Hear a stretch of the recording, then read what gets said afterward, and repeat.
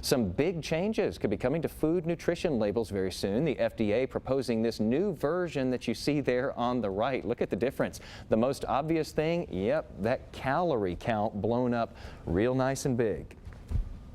Our guiding principle here is simple, that you as a parent and a consumer should be able to walk into a grocery store, pick an item off the shelf, and tell whether it's good for your family.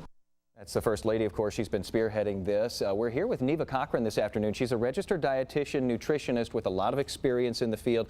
Neva, we were talking about these big changes, and the thing that you said was the biggest, of course, is the font on the calories. Yes, the calories are going to be very big and very visible, and I think that this is a great thing because I think that's the primary thing that people really need to be looking for. When we're talking about weights going up in this country, calories are the bottom line. Because we all keep on looking at the fat content, and we even look at sodium and cholesterol. Right. It's calories that we need to pay more attention to. I think so, because if you're concerned about your weight, which a lot of people are, the calories are really what's going to make the difference. We need to eat a balanced diet. We need to have all those nutrients in there, but the bottom line is calories. There's also been a lot of talk here about the serving size, exactly. You know, being listed there on the nutrition label, because a lot of us apparently eat way more than what the serving size is, and it confuses a lot of people. So they're trying to straighten that out as well. Right. Previously, the serving size was what we call a nutritional serving, the serving that you should eat. But now, because people often eat more than that, they are going to make it what people really eat. So instead of a half a cup of ice cream, it'll be a cup of ice cream.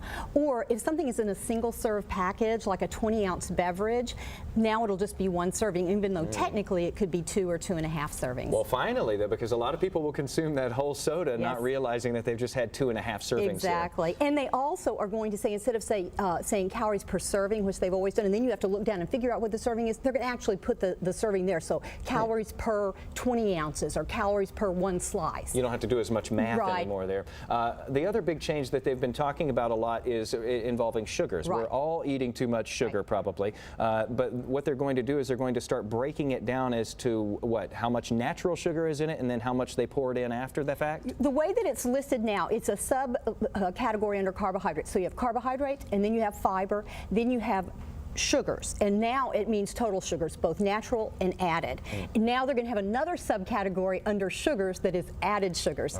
All of those, well, the sugars, the fiber add up, plus the starch to the carbohydrate. I think it's very confusing to have so many different levels.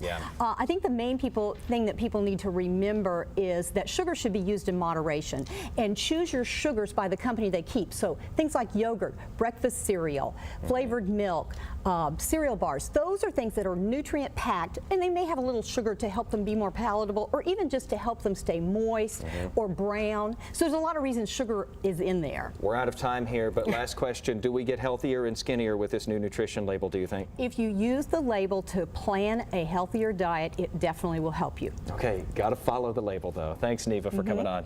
We'll be right back.